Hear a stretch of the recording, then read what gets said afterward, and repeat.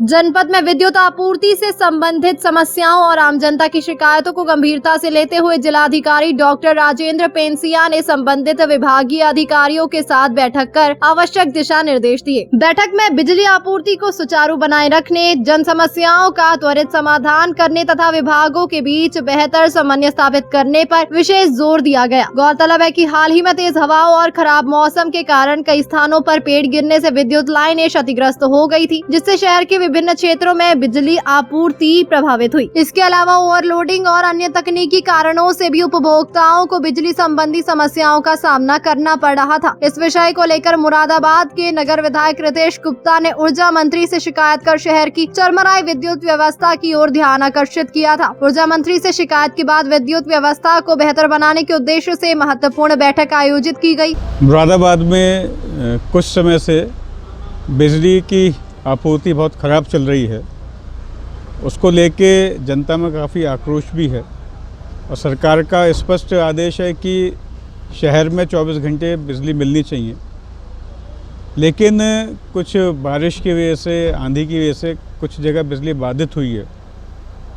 2 दिन से कल शाम को 5 बजे से जो टैक्सी स्टैंड वाला विद्युत उपकेंद्र है, वहाँ पे शाम को 5 बजे से कल से लाइट नहीं आ रही है और आंधी की वजह से वहाँ लाइट की प्रॉब्लम हुई है। वहाँ का ट्रांसफार्मर फूक चुका है। तो जब मेरे संज्ञान में आया तो मैंने आज सुबह बिजली मंत्री जी श्री A.K. शर्मा जी से बात करी। उसके बाद MD पश्चिमांचल का फ़ोन, रवीश गुप्ता जी का फ़ोन मेरे पास आया है। चीफ साहब से मेरी बात हुई है और जो भी समस्या है उसका निदान शीघ्र हो जाएगा। ट्रांसफार्मर नया लगने के लिए मेरिट से चल चुका है और उस टैक्सी स्टैंड से गांधीनगर, मालवीय नगर, कोठीवाल नगर, शिवपुरी, ये सब जगह की बिजली बाधित है।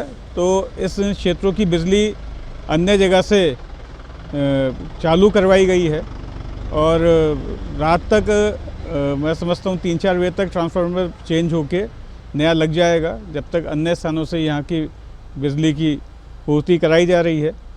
और अन्य जेई हैं, एई हैं, इस स्तर के अधिकारियों की शिकायत पूरे महानगर से आ रही है कि वो लोग फ़ोन नहीं उठाते हैं, कोई रिस्पॉन्स नहीं करते हैं। तो मैंने आज DM साहब से बात की थी, तो उसी कड़ी में आज ये आदरणीय गोपाल जी भाई साहब जो हमारे माननीय MLC साहब हैं, हमने इन दोनों ने मिलकर शिकायत DM साहब से की थी। तो आज शाम को 5:30 बजे कलेक्ट्रेट में बिजली विभाग के सारे अधिकारियों को बुलाया गया है और निर्देशित किया गया है कि जनता की जो भी समस्या है उसका निदान तुरंत किया जाए, जनता को प्रॉपर जवाब दिया जाए, टाला ना जाए।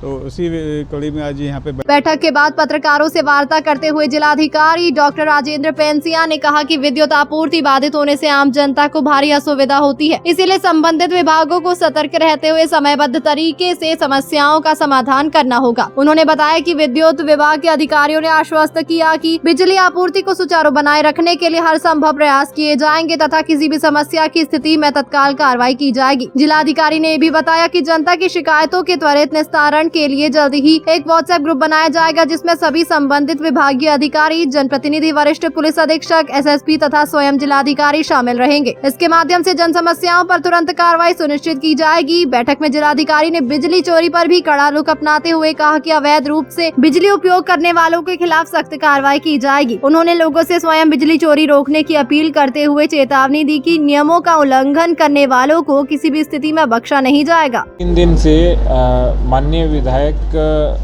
नगर श्री रितेश गुप्ता जी और माननीय MLC गोपाल अंजान जी आपके द्वारा बिजली से संबंधित विभिन्न समस्याओं के विषय में अवगत करवाया जा रहा था। कभी हो रहा था कि आंधी आने से पेड़ गिरे और विद्युत आपूर्ति बाधित हुई, या कई बार ओवरलोड के कारण विद्युत आपूर्ति में बाधा पैदा हो रही थी। तो विशेष रूप से नया मुरादाबाद और गांधीनगर में ये समस्या उत्पन्न हुई थी। इसी क्रम में आज हमने बैठक भी ली है और PC भी बुलाई। इसके पीछे कारण है कि जितनी भी समस्याएं हैं वो विभागीय समन्वय के साथ में समाधान होना चाहिए और दूसरा जनता की समस्याओं का तत्काल समाधान होना चाहिए, क्योंकि इतनी गर्मी में बिजली की तत्काल आवश्यकता होती है। इसमें किसी भी प्रकार की जो बाधा है वो आम व्यक्ति के अंदर बेचैनी पैदा कर सकती है, कोई समस्या भी पैदा कर सकती है और व्यक्ति बीमार भी हो सकता है। तो इसी क्रम में आज हमने बैठक ली और माननीय विधायक जी ने भी उसके विषय में बताया, माननीय एमएलसी साहब ने भी डिटेल से उसके बारे में बताया और विद्युत विभाग के अधिकारियों ने सुनिश्चित किया है कि हम विद्युत आपूर्ति में बाधा नहीं होने देंगे और कोई भी समस्या होने पर हम तत्काल उसका समाधान करेंगे। दूसरा, एक हम व्हाट्सएप ग्रुप बनाने जा रहे हैं जिसमें सारे हमारे माननीय जनप्रतिनिधिगण होंगे और सारे विभागीय अधिकारी होंगे और मैं और कप्तान साहब भी रहेंगे, ताकि व्हाट्सएप ग्रुप के माध्यम से तत्काल किसी समस्या को उसमें डाला जाए और समाधान हो, ताकि कोई भी व्यक्ति यदि फ़ोन नहीं उठा रहा है या अन्य कोई समस्या है तो तत्काल विभागीय अधिकारी उनसे कोऑर्डिनेट करके उसका समाधान कराएं, क्योंकि बिजली प्रत्येक व्यक्ति की मूलभूत आवश्यकता है। इसलिए इसकी बैठक करना अनिवार्य था और आमजन को बताना था कि पूरा प्रशासन, माननीय मुख्यमंत्री महोदय और यहाँ के माननीय जनप्रतिनिधिगण आपके साथ खड़े हैं और विद्युत विभाग की आपके साथ खड़ा हुआ है।